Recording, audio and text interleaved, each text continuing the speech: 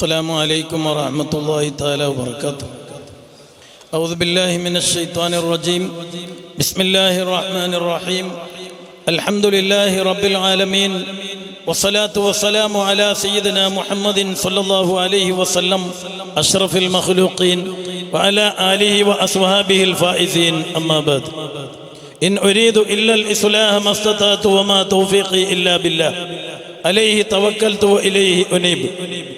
വളരെയേറെ സ്നേഹവും ബഹുമാനവും ആദരവും നിറഞ്ഞ Karnataka state Sunni students federation SSFന്റെ പ്രഗത്ഭനായ പ്രസിഡന്റ് ഹാഫിദ് സുഫിയാൻ സഖാഫി അവറുകൾ, കർമ്മദീനനായ ജനറൽ സെക്രട്ടറി മുഹമ്മദ് അലി തുർക്കളിയെ, മറ്റ് സംഘടനാ പ്രവർത്തകന്മാർ, KMJയുടെയും SYSന്റെയും SSFന്റെയും കർണാടകയുടെ വിവിധ ജില്ലകളിൽ നിന്ന് വന്ന പ്രതിനിധികളും പ്രവർത്തകരും വിദ്യാർത്ഥികളും, അള്ളാഹു നമ്മളൊക്കെ കബൂൽ ചെയ്യുമാരാകട്ടെ. നമ്മുടെ പ്രവർത്തനങ്ങളിലെല്ലാം അള്ളാഹു ഇഖ്ലാസ് പ്രദാനം നൽകുമാരാകട്ടെ, മുഖ്ലിൻസിങ്ങളാക്കി തരുമാരാകട്ടെ. സഹോദരങ്ങളെ, ഈ വൈകിയ വേളയിൽ പലരും അസ്ർ നിസ്കരിക്കാത്തവരാണ്, ഞാനടക്കം. ഞാൻ നീട്ടിക്കൊണ്ടുപോകാൻ ഉദ്ദേശിക്കുന്നില്ല. SSF സുന്നി സ്റ്റുഡൻസ് ഫെഡറേഷൻ, ആ SSFന്റെ തുടക്കം തന്നെ സൂചിപ്പിക്കുന്നത് സുന്നി എന്നുള്ളതാണ്. നമ്മളൊക്കെ സുന്നത്ത് ജമാഅത്തിന് വേണ്ടി നല്ലോണം അധ്വാനിച്ച് പ്രവർത്തിക്കുന്നവരാണ്. കർണാടകയിലെ SSFനെ സംബന്ധിച്ചിടത്തോളം ഇത്ര വലിയ സാഹിത്യോത്സവം, വലിയ വലിയ പരിപാടികൾ, വലിയ വലിയ റാലികൾ, വലിയ വലിയ പ്രവർത്തനങ്ങൾ നടക്കുമ്പോൾ അത്ഭുതപ്പെടുകയാണ്. കേരളം പോലെ 14 ജില്ലകളിൽ വ്യാപിച്ചു നിൽക്കുന്നില്ല SSFന്റെ കർണാടകയിലെ പ്രവർത്തനം. ജില്ല കണക്കിന് 27 ജില്ലകളുണ്ടെങ്കിലും ഷാഫികളാകുന്ന പ്രവർത്തകന്മാർ വെറും 4-5 ജില്ലകളിൽ മാത്രമേ ഉള്ളൂ. ബാക്കിയുള്ള ജില്ലകളൊക്കെ ഹനഫി സഹോദരന്മാരായ സുന്നികളാണെങ്കിലും നമ്മുടെ ദക്ഷിണ കന്നഡ ജില്ല പോലെയുള്ള ചിക്കമംഗളൂർ, ശിവമൊഗ്ഗ, ഹാസന, കൊടക് പോലെയുള്ളൊരു പ്രവർത്തനം മറ്റുള്ള ജില്ലകളിൽ നമുക്ക് കാഴ്ചവെക്കാൻ കഴിയില്ല എന്നതാണ് യാഥാർത്ഥ്യം. എന്നിട്ട് പോലും ഇത്രയും വിപുലമായ രീതിയിൽ ഒരു സാഹിത്യോത്സവ പ്രവർത്തനം നടത്താൻ SSFന് സാധിച്ചു എങ്കിൽ അതൊരു വലിയ വിജയം തന്നെയാണെന്ന് ഞാൻ നിങ്ങളോട് പറയാൻ ആഗ്രഹിക്കുകയാണ്. സഹോദരങ്ങളെ, ഞാൻ ദീർഘിപ്പിച്ച് സംസാരിക്കുന്നില്ല. എനിക്ക് പറയാനുള്ളത്, സുന്നത്ത് ജമാഅത്തിന്റെ സംഘടനാ രംഗത്ത് വലിയ പ്രവർത്തനങ്ങളാണ് SSFന്റെ പ്രവർത്തകന്മാർ കാഴ്ചവെക്കുന്നത്. ഒരു ഭാഗത്ത് ഇഷാറ, മന്ത്ലി, ഇങ്ങനെ വീടാന്തരം എല്ലാ സ്ഥലങ്ങളിലും പ്രചരിപ്പിച്ചുകൊണ്ടിരിക്കുകയാണ്. കൊല്ലം തികയുമ്പോൾ ഒരുപാട് പ്രവർത്തകന്മാരെ SBS-ൽ നിന്ന് SSFലേക്ക് റിക്രൂട്ട് ചെയ്ത് വലിയ രീതിയിൽ അംഗത്വം കൊടുത്ത് വലിയ വലിയ പ്രവർത്തകരെ മെമ്പർഷിപ്പ് കൊടുത്ത് വിജയിപ്പിച്ചുകൊണ്ടിരിക്കുകയാണ്. സാഹിത്യോത്സവം നടത്തിക്കൊണ്ടിരിക്കുകയാണ്. ഒരുപാട് പ്രവർത്തനങ്ങൾ നടത്തിക്കൊണ്ടിരിക്കുകയാണ്. ഇഖ്ലാം നേരത്തെ ഇവിടെ സൂചിപ്പിച്ച ഒന്നരായ മണി ഉസ്താദ് അവർകൾ, വളവൂർ ഉസ്താദ് അവർകൾ, അവർക്ക് നമ്മളോട് പറഞ്ഞത് നല്ല ഇഖ്ലാസോടുകൂടി പ്രവർത്തിക്കണമെന്നാണ്. നമ്മളെല്ലാ പ്രവർത്തനങ്ങളും ഇഖ്ലാസോടുകൂടിയാകണം. നമ്മുടെ പ്രവർത്തനം ദഅവാ പ്രവർത്തനങ്ങളാണ്. SSFന്റെ വിദ്യാർത്ഥികൾക്ക് റെസ്റ്റില്ല, സമാധാനമില്ല. നിങ്ങൾ ഞങ്ങളെപ്പോലെയല്ല, അല്ലെങ്കിൽ KMJയുടെ താടിയും മുടിയും നരച്ച കുറച്ച് പ്രായം ചെന്നവരെ പോലെയല്ല SSFന്റെ പ്രവർത്തകന്മാർ. നിങ്ങൾ ഉഷാറാകണം. നിങ്ങൾ 100-ൽ 100 ഉഷാറായിട്ടുണ്ട്. പക്ഷെ ഇനിയും ഉഷാറാകണം. കാരണം ചില സ്ഥലങ്ങളിൽ ചില ഫോൾട്ടുകൾ കണ്ടുകൊണ്ടിരിക്കുകയാണ്. കഴിഞ്ഞ SSLC പരീക്ഷ നടക്കുമ്പോൾ പലർക്കും ജുമാ കിട്ടിയിട്ടില്ല എന്നുള്ളത് ഒരു യാഥാർത്ഥ്യമാണ്. അതെന്തുകൊണ്ട് അങ്ങനെ സംഭവിച്ചു? ഒരിക്കലും അത് സംഭവിക്കാൻ പാടില്ലായിരുന്നു. SSFന്റെ പ്രവർത്തകന്മാർ ക്യാമ്പസുകളിൽ സജീവരാകണം. SSLC-യിലും PUC-യിലും ഫസ്റ്റും സെക്കൻഡും മറ്റുള്ള ഡിഗ്രി കോളേജുകളിലെല്ലാം SSFന്റെ പ്രവർത്തകന്മാർ ഉഷാറാകണം.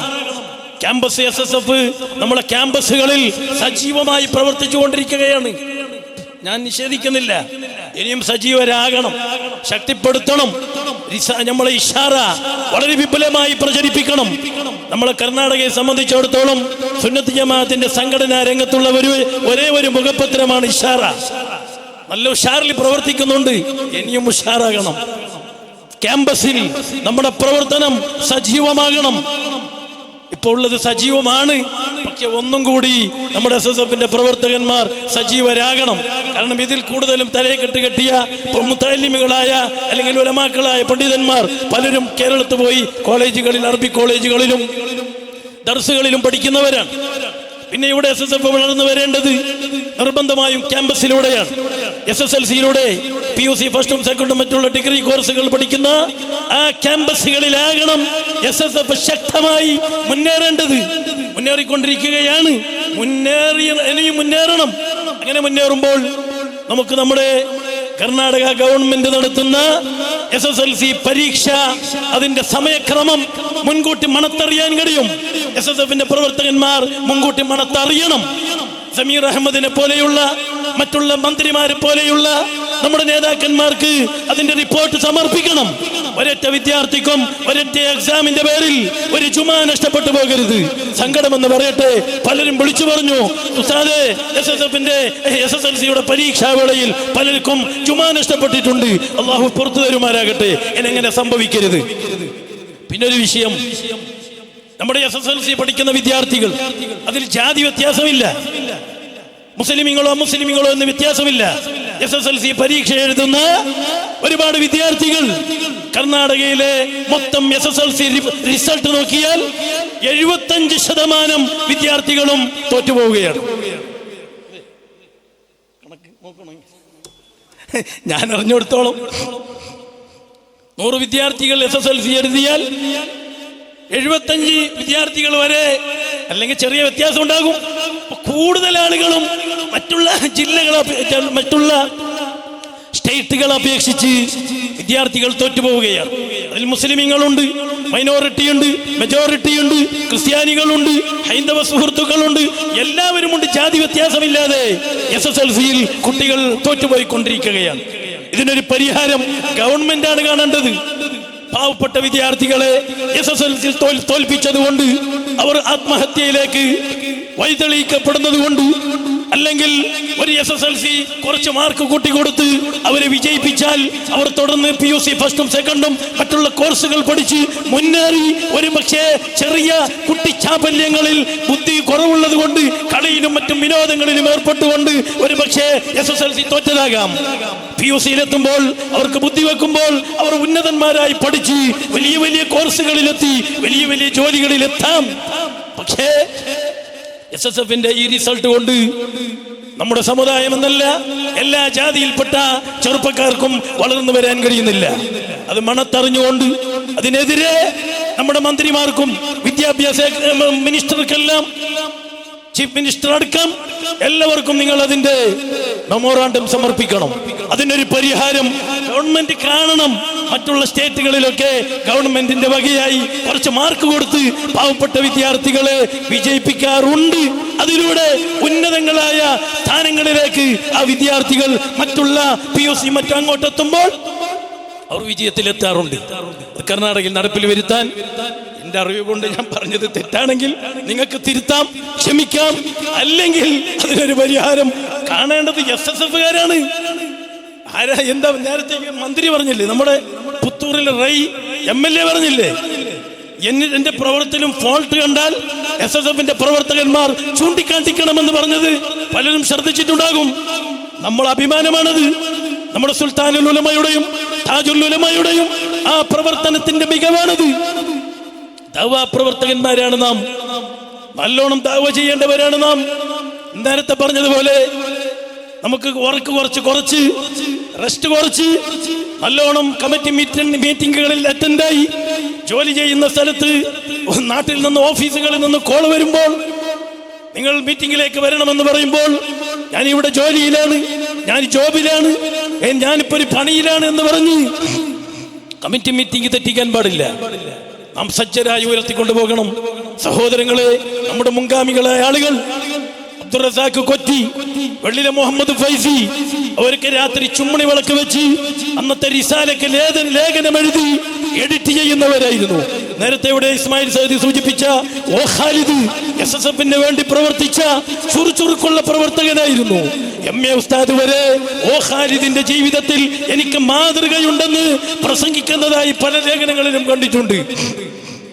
ഓ ഖാലിദിന്റെ ഹയാത്ത് കാലത്ത് പല ക്ലാസ്സുകളിലും MA ഉസ്താദ് പറയുമായിരുന്നു, നിങ്ങളെ കൂട്ടത്തിലുള്ള ഒരു പ്രവർത്തകന്റെ മാതൃകാ ജീവിതം എനിക്ക് മാതൃകയാണ് എന്ന് MA ഉസ്താദ് പറയുകയുണ്ടായി.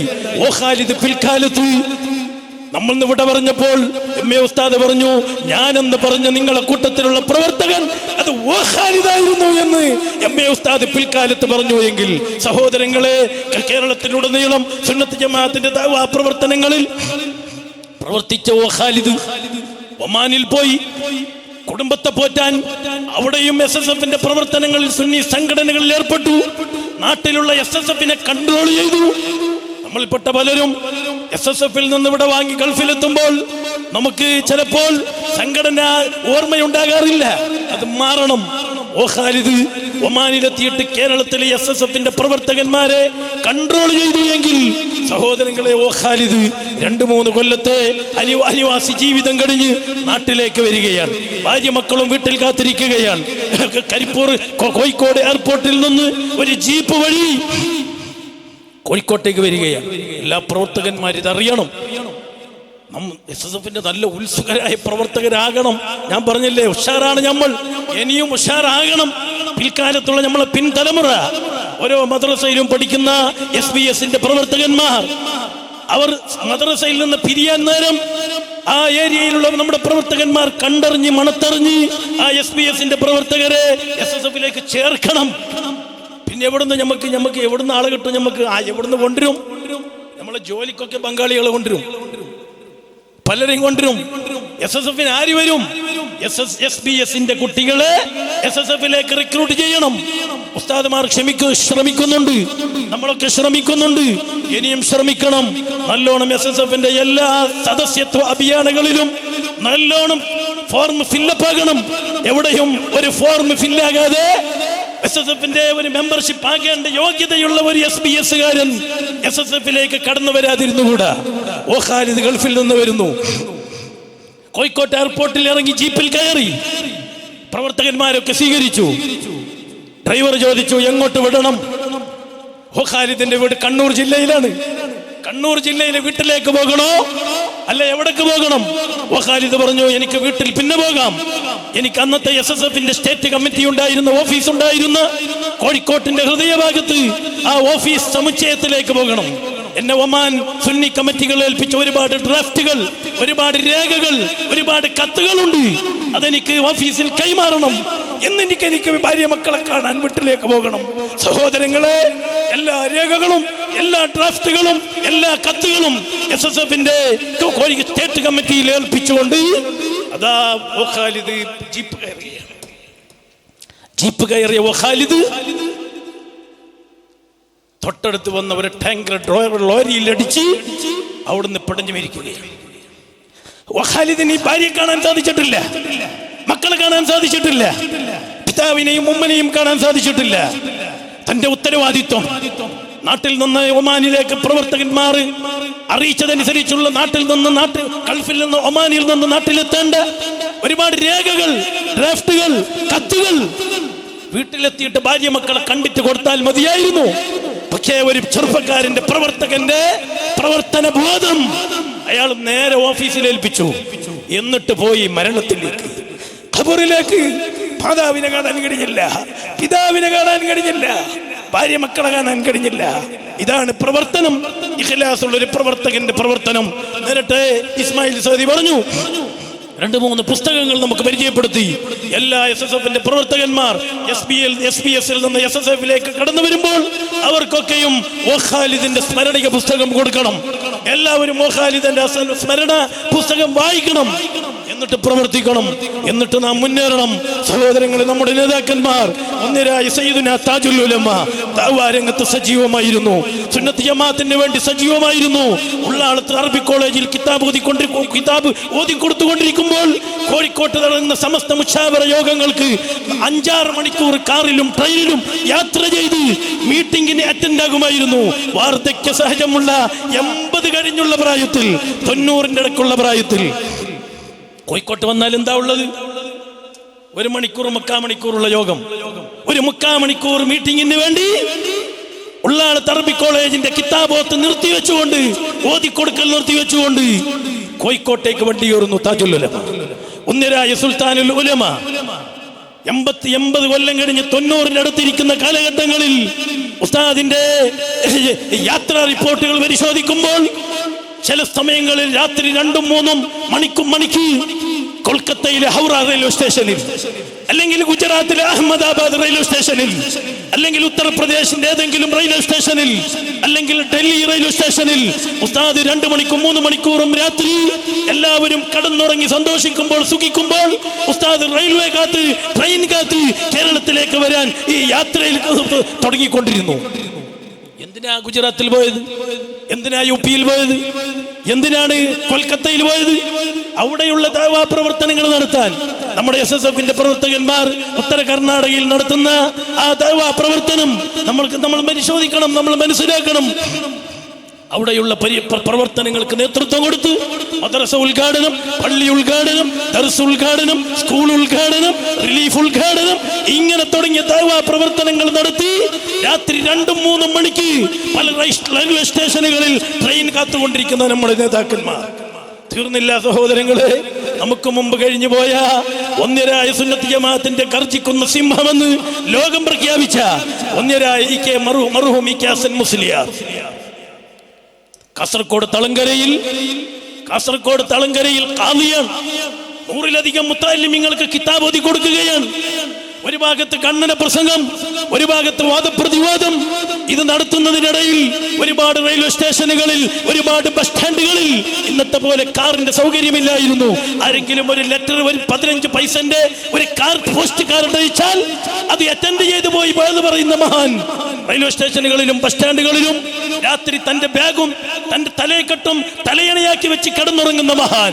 സഹോദരങ്ങളെ, കോഴിക്കോട്ട് വെച്ച് SYSന്റെ അന്നത്തെ പഴയ കെട്ടിടം, ഓട് വാഞ്ഞ കെട്ടിടം, അടിയിൽ ഹോട്ടലിന്റെ പുക കൊണ്ട് നിറഞ്ഞ മാളികയിലുള്ള SYSന്റെ സ്റ്റേറ്റ് കമ്മിറ്റി ഓഫീസ്, ആ ഓഫീസിന്റെ മുകളിൽ PP പാറന്നൂർ ഉസ്താദ് മർഹൂം സ്മരിക്കുകയാണ് ഈ കെ ഹസൻ മുസ്ലിയാർ. തളങ്കരയിൽ നിന്ന് കിതാബ് ഓതി കൊടുത്ത് ഖലാഇന്റെ പ്രവർത്തനങ്ങളെല്ലാം നിർത്തിവെച്ച് കോഴിക്കോട്ട് വന്ന് ആ സ്റ്റെപ്പ് കോണിയേറി അതിന്റെ മുകളിൽ PP പാറന്നൂർ ഉസ്താദ് കയറി പോകുമ്പോൾ 55-60 അടുത്ത് പ്രായമുള്ള ഇ കെ ഹസൻ മുസ്ലിയാർ അന്നത്തെ SYSന്റെ മുഖപത്രമായ സുന്നി ടൈംസിന് നെയിം സ്ലിപ്പ് ഒട്ടിക്കുകയാണ്, സ്റ്റാമ്പ് ഒട്ടിക്കുകയാണ്. PP ഉസ്താദ് പറഞ്ഞു, എന്താ ഉസ്താദ് നിങ്ങൾ ഈ ചെയ്യുന്നത്? നിങ്ങൾ വലിയ മുദരിസല്ലേ? നിങ്ങൾ കാസർഗോഡ് തളങ്കരയിൽ സംയുക്ത ഖാദിയല്ലേ? നിങ്ങളാണോ സുന്നി ടൈംസിന് നെയിം സ്ലിപ്പ് ഒട്ടിക്കുന്നത്? നിങ്ങളാണോ സ്റ്റാമ്പ് ഒട്ടിക്കുന്നത്? അപ്പോൾ ഈ കെ ഹസൻ മുസ്ലിയാർ പറഞ്ഞു, മൊയ്ലിയാരെ, എല്ലാവർക്കും ഉത്തരവാദിത്വമുണ്ട്. എന്നെ SYSന്റെ പ്രസിഡന്റ് ആക്കിയിട്ടുണ്ട്. ഞാൻ തളങ്കരയിൽ റൂമിൽ കടന്നുറങ്ങാനല്ല, എനിക്ക് പണിയുണ്ട്. ഞാൻ അവിടുന്ന് വന്ന് ഇതാ നാളെ തപ്പാലിൽ പോസ്റ്റിൽ പറഞ്ഞു അയച്ചുവിടേണ്ട സുന്നി ടൈംസ് ആണ്. അവരിന്ന് ഞങ്ങൾ കാശ് വാങ്ങിയിട്ടുണ്ട്, മന്ത്ലി ഇയർലി പൈസ വാങ്ങിയിട്ടുണ്ട്, അവർക്ക് ഈ സുന്നി ടൈംസ് അയച്ചു കൊടുക്കണം എന്ന് പറഞ്ഞ് വലിയ മുദരീസും ഖാദിയുമാകുന്ന ഇ കെ ഹസൻ മുസ്ലിയാർ സുന്നി ടൈംസിന് നെയിം സ്ലിപ്പ് ഒട്ടിച്ചു എങ്കിൽ, സുന്നി ടൈംസിന് സ്റ്റാമ്പ് ഒട്ടിച്ചു എങ്കിൽ, സഹോദരങ്ങളെ, നമുക്ക് റെസ്റ്റ് ഇല്ല. നാം ഉഷാറാകണം, ഇനിയും മുന്നേറണം. ഇൻഷാ അല്ലാഹ് അടുത്ത സാഹിത്യോത്സവം എവിടെയാണെന്ന് പറഞ്ഞ് വിജയനഗറിൽ. അതിനിടയ്ക്ക് ഇന്നത്തെ സാഹിത്യോത്സവിൽ ഒരുപാട് ബുർദകളും ആലാപനങ്ങളും പ്രസംഗങ്ങളും പ്രബന്ധങ്ങളും ഇങ്ങനെ മാറ്റുരച്ചവർക്കൊക്കെ ഒരുപാട് പാരിതോഷങ്ങൾ കൊടുക്കാനുണ്ട്. നിങ്ങൾക്കൊക്കെ സമ്മാനം കിട്ടാനുണ്ട്. നിങ്ങളെ പ്രവർത്തനം വെറും സമ്മാനത്തിനായിക്കൂടാ. നേരത്തെ ഇവിടെ മുഹമ്മദ് അലി സൂചിപ്പിച്ചു, 1-2 ആളെ ലക്ഷക്കണക്കിന് ഉറുപ്പിക കൊടുത്തത്. പലരുടെയും അടുക്കൽ പോയി പിരിവ് ചോദിച്ച് ലക്ഷക്കണക്കിന് ഉറുപ്പിക, എത്ര ലക്ഷം ഉണ്ടാവും? 25 ലക്ഷം രൂപ ഉണ്ടാവും. 20 ലക്ഷം രൂപ ചെലവാക്കി നടത്തുന്ന സാഹിത്യോത്സവം വെറും സമ്മാനം കൊണ്ട് നമ്മൾക്ക് റെസ്റ്റായിക്കൂടാ. ഇത് നമ്മുടെ മുൻകോട്ടുള്ള സുന്നത്ത് ജമാഅത്തിന്റെ ദഅവാ പ്രവർത്തനങ്ങൾക്ക് പ്രചോദനമാകണം, ലേഖനങ്ങൾക്ക് പ്രചോദനമാകണം, പ്രസംഗങ്ങൾക്ക് പ്രചോദനമാകണം. സഹോദരങ്ങളെ, കേരളത്തിലെ സാഹിത്യോത്സവം 30 കൊല്ലമായി, അധികം കൊല്ലമായെങ്കിൽ ആദ്യകാലത്ത് SSFന്റെ ആ സാഹിത്യോത്സവിൽ പ്രസംഗിച്ചവർ ഇന്നത്തെ കണ്ണന പ്രസംഗങ്ങളിലും വാദപ്രതിവാദങ്ങളിലും വലിയ വലിയ ശോഭിച്ചു നിൽക്കുന്ന വലിയ വലിയ പണ്ഡിതന്മാരാണ്. നമ്മുടെ സുഫിയാൻ സഖാഫിയും മറ്റുള്ള പണ്ഡിതന്മാരുമെല്ലാം സാഹിത്യോത്സവിലൂടെ പ്രസംഗിച്ച് വളർന്നു വന്നവരാണ് എന്ന കാര്യം നമ്മൾ മറന്നുകൂടാ. പിൻതലമുറയിൽ നിങ്ങളും വളർന്നു വരണം. നിങ്ങളിൽ കന്നഡ പ്രസംഗകന്മാരുണ്ടാകണം, വാദപ്രതിവാദം നടത്തുന്നവരുണ്ടാകണം, ലേഖനങ്ങൾ എഴുതുന്നവരുണ്ടാകണം. ഇഷാറ പത്രികയിൽ ഉഷാറായിട്ട് ലേഖനങ്ങൾ എഴുതുന്ന SSFന്റെ പ്രവർത്തകന്മാരുണ്ടാകണം. സഹോദരങ്ങളെ, ഇന്ന് നമുക്ക് ശോഭിച്ചു നിൽക്കുന്ന പേരോട് ഉസ്താദ് ഒരു കാലത്ത് കേരളത്തിലെ റിസാല തലയിൽ പുറത്തുകൊണ്ട് പ്രവർത്തകന്മാർക്ക് ഇടയിൽ പ്രചരിപ്പിച്ചവരായിരുന്നു.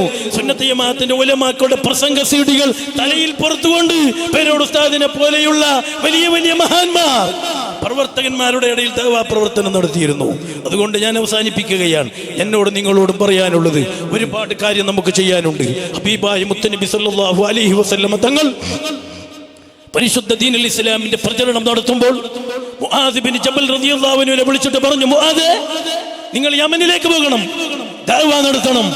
മുആദ് ബിൻ ജബലിന് മുത്തനബിയെ വിട്ടുപിരിയാൻ കഴിയില്ല. കരയുകയാണ്, കണ്ണുനീരൊലിപ്പിക്കുകയാണ്. മുത്തുനബി പറഞ്ഞു, നിങ്ങൾക്ക് വേദനയുണ്ടെന്ന് എനിക്കറിയാം, സങ്കടമുണ്ടെന്ന് എനിക്കറിയാം, പക്ഷേ നമ്മൾ ഇസ്ലാം എല്ലായിടത്തേക്കും എത്തണ്ടേ, ലോകത്ത് മുഴുവനും പ്രചരിക്കണ്ടേ? കൊല്ലം കഴിഞ്ഞാൽ ഞാൻ വഫാത്താകില്ലേ? കൊല്ലം കഴിഞ്ഞാൽ നിങ്ങൾ വഫാത്താകില്ലേ? നമ്മളൊക്കെ വഫാത്തായി 1400 1500 കൊല്ലങ്ങളായില്ലേ സഹോദരങ്ങളെ? ഇന്നും ആ മുത്തുനബിയുടെ ദഅവാ പ്രവർത്തനങ്ങളല്ലേ നമ്മൾ കാണുന്നത്? മുആദ് ബിൻ ജബലിനോട് പറഞ്ഞു, നിങ്ങൾ പോകണം, പ്രചരിപ്പിക്കണം, ദഅവാ നടത്തണം. മുആദ് ബിൻ ജബൽ യമനിലേക്ക് പോകുന്ന മുത്തുനബിയെ തിരിഞ്ഞ് നോക്കി. കണ്ണുവിടാൻ മനസ്സില്ല. മുത്തുനബിന്റെ അടുക്കലിൽ നിന്ന് ഒരു മൃഗം പോലും പിരിഞ്ഞു പോകില്ലെന്നാണ് ചരിത്രം പറയുന്നത്. മുആദ് ബിൻ ജബലിന് റസൂലുള്ളാഹി സ്വല്ലല്ലാഹു അലൈഹി വസല്ലം തങ്ങളെ പിരിയാൻ മനസ്സില്ല. ആ മുആദ് ബിൻ ജബലൊക്കെ ദഅവാ നടത്തി. സഹോദരങ്ങളെ, ഹബീബായ സ്വല്ലല്ലാഹു അലൈഹി വസല്ലം തങ്ങളുടെ ലക്ഷക്കണക്കിന് സ്വഹാബത്തിനെ ഹജ്ജത്തുൽ വദാഇൽ വെച്ച് സാക്ഷി നിർത്തിയിട്ട് പറഞ്ഞു, അല്ലാഹു മഷ്ഹദ്, അല്ലാഹു മഷ്ഹദ്, ഫല്യുബല്ലിഗ് ഷാഹിദുൽ ഗായിബ. നിങ്ങളിൽ ഹാജറുള്ളവർ ഇവിടെ ഹാജറില്ലാത്ത ലോകത്തിലെ എല്ലാ മേഖലകളിലേക്കും ഇസ്ലാമിനെ എത്തിക്കണം. അവരൊക്കെ ഇസ്ലാമിനെ എത്തിച്ചു. സ്വഹാബത്തിന്റെ കണക്കെടുത്തപ്പോൾ പിൽക്കാല ചരിത്രകാരന്മാർ പറഞ്ഞു, ലക്ഷക്കണക്കിന് സ്വഹാബത്തുണ്ടായിരുന്ന മുത്തുനബിയുടെ സ്വഹാബികൾ മുത്തുനബി വഫാത്തായതിന് ശേഷവും ഹയാത്ത് കാലത്തും ലോകത്തിന്റെ വിവിധ ഭാഗങ്ങളിൽ ഇസ്ലാമിക പ്രചരണം നടത്തി. ആ രാജ്യങ്ങളിലൊക്കെ പോയിട്ട് വഫാത്തായി. അവസാന സ്വഹാബത്തിന്റെ ചരിത്രമെടുത്തപ്പോൾ മക്കത്തും മദീനയിലും വഫാത്തായ സ്വഹാബത്ത് വെറും 10,000 മാത്രമായിരുന്നു എങ്കിൽ മറ്റുള്ള സ്വഹാബികൾ എവിടെ പോയി? എവിടെയാ അവർ സഞ്ചരിച്ചത്? ഏത് നാട്ടിലാ അവർ എത്തിയത്? ഏത് അറബ് രാഷ്ട്രങ്ങളിലും അനറബി രാഷ്ട്രങ്ങളിലും കേരളത്തിലും മറ്റുള്ള സ്ഥലങ്ങളിലും മറ്റുള്ള സംസ്ഥാനങ്ങളിലും മറ്റുള്ള രാജ്യങ്ങളിലും എല്ലാം സ്വഹാബത്തെത്തി ഇസ്ലാമിക ദഅവ നടത്തി. ഇന്ന് ഇസ്ലാം പ്രചരിക്കാത്ത, ഇസ്ലാം ഇല്ലാത്ത ഒരു രാജ്യം ലോകത്തില്ല എങ്കിൽ അതിന്റെ പൂർണ്ണമായ ഉത്തരവാദിത്വം ഹബീബായ സല്ലല്ലാഹു അലൈഹി വസല്ലം തങ്ങളുടെ സ്വഹാബത്താണ്. അതുകൊണ്ട് എന്നോടും SSFന്റെ പ്രവർത്തകന്മാരോട് പറയാനുള്ളത്, ഈ സാഹിത്യോത്സവിൽ ഒതുക്കി അടുത്ത സാഹിത്യോത്സവം വരുന്ന 1 മാസം മുമ്പ് ഉറങ്ങി എണിച്ചാൽ പോരാ. നിങ്ങൾ അങ്ങനെ എണിച്ചില്ല ഞാൻ പറയുന്നത്, ഒന്നുകൂടി ഉണർത്തുകയാണ്. എന്നെ അടക്കം ഞാനും കുറച്ച് ഉറക്കുള്ള ആളാണ്, പക്ഷെ ഉറങ്ങരുത്. നമുക്ക് ഉറക്കി എ പി ഉസ്താദ് പറയുന്നത് പോലെ നമുക്ക് ഖബറിലാണ് ഉറക്ക്. നമുക്ക് നൗമത്തുൽ അറൂസ്, പുതിയാപ്പിള ഉറങ്ങുന്നത് പോലെ ഉറങ്ങണമെന്ന് മലക്കുകൾ നമ്മളോട് പറയണം. അതിനെന്ത് വേണം? നല്ലോണം അധ്വാനിച്ച് പ്രവർത്തിക്കണം. കർണാടകയിലെ SSF ഞാൻ പറഞ്ഞില്ലേ, മറ്റുള്ള സംസ്ഥാനത്തിനേക്കാളും ഉഷാറായി പ്രവർത്തിക്കുന്നു. ഇനിയും ഉഷാറാക്കണം, ഇനിയും നന്നാക്കണം. നമ്മൾ ഇഷാറ പത്രിക പ്രചരിപ്പിക്കണം. SBS-ൽ നിന്ന് SSFന്റെ സദസ്യത്വ അഭിയാന വരുമ്പോൾ നമ്മൾ SBS-ന്റെ കുട്ടികൾ ശരിക്ക് SSF-ൽ എല്ലാ യൂണിറ്റുകളിലും, സാഹിത്യോത്സവ യൂണിറ്റ്, സെക്ടർ, ഡിവിഷൻ, ജില്ല, അല്ലേ, എല്ലാ മേഖലയിൽ നിന്നുണ്ട് ആളുകൾ. ആ മേഖലകളിലെല്ലാം അടുത്ത കൊല്ലത്തെ സദസ്യത്വ അഭിയാന വരുമ്പോൾ അവിടെ സജീവരായി 100% മെമ്പർമാർ റിക്രൂട്ട്മെന്റ് ചെയ്യപ്പെട്ടിട്ടുണ്ടോ ഇല്ലേ എന്ന് ഓരോ SSFന്റെ പ്രവർത്തകനും നിങ്ങൾ കൈവച്ച് ചിന്തിച്ച് പ്രവർത്തിച്ച് ഇതിന് പരിഹാരവും മറുപടിയും കാണണമെന്ന് എന്നോട് നിങ്ങളോട് എല്ലാവരോടും ഉണർത്തി കൊടുക്കുന്നുണ്ട്. ഈ മഹത്തായ ഔലിയാക്കന്മാർ അന്ത്യവിശ്രമം കൊള്ളുന്ന തുർക്കളിക വലിയ രാജ്യമാണ്. ഒരു വലിയ ബായാർത്ഥങ്ങൾ ഇവിടെ സ്വലാത്ത് നടത്തി വലിയ ചരിത്രം സൃഷ്ടിച്ച നാടാണ്. ഒന്നരായ സയ്യിദുന താജുൽ ഉലമയുടെ ഖദാഇന്റെ അധീനതയിലുള്ള രാജ്യമാണ്. സുന്നത്ത് ജമാഅത്തിനോട് 100-ൽ 100 പ്രതിബദ്ധത പുലർത്തുന്ന രാജ്യമാണ് തുർക്കളിയ എന്ന് പറയുന്ന ഈ രാജ്യം. ഈ നാട്ടുകാർക്ക് അല്ലാഹു ബർക്കത്ത് കൊടുക്കട്ടെ, കമ്മിറ്റി ഭാരവാഹികൾക്ക് പുരോഗതി കൊടുക്കട്ടെ, എല്ലാവർക്കും ദീർഘായുസ്സും ആഫിയത്തും സന്തോഷവും SSFന്റെ നേതാക്കന്മാർ, പ്രവർത്തകന്മാർ, KMJ, SYSC, SSF തുടങ്ങിയ SSFന്റെ സ്റ്റേറ്റ് ലീഡർമാരടക്കം, പ്രവർത്തകന്മാരടക്കം, പ്രസിഡന്റ്, സെക്രട്ടറി, മറ്റുള്ള എല്ലാ മെമ്പർമാർക്കും എല്ലാവർക്കും സന്തോഷം അറിയിച്ചുകൊണ്ട്, അഭിനന്ദനങ്ങൾ അറിയിച്ചുകൊണ്ട് ഞാൻ അവസാനിപ്പിക്കുന്നു. വാഖിറു ദഅ്വാനാ അൽഹംദുലില്ലാഹി റബ്ബിൽ ആലമീൻ. വസ്സലാമു അലൈക്കും വറഹ്മത്തുള്ളാഹി തആല വബറകാതുഹു.